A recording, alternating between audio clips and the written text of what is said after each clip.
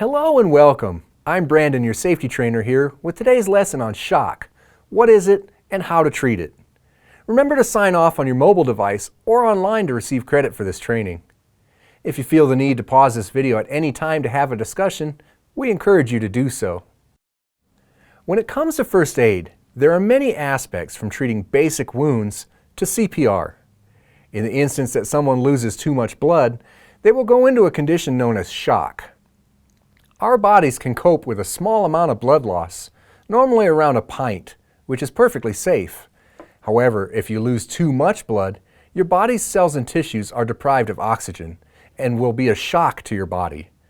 This lesson will cover the signs and symptoms of shock, as well as the appropriate forms of treatment.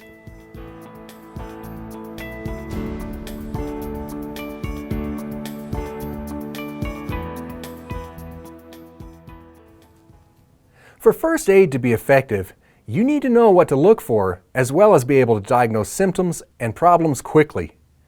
When someone has experienced a major trauma and is going into shock, they may show some of the following signs and symptoms.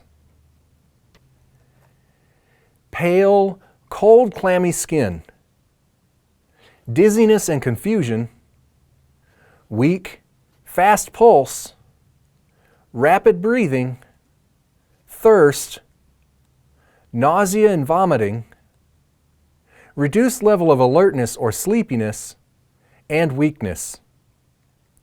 You should suspect shock in any victim who has lost a significant amount of blood. Remember, the faster you can get them medical help, the better off they'll be.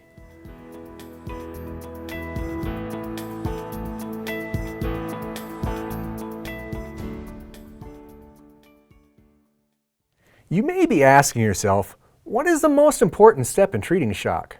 What should I do first? Simply put, control the bleeding.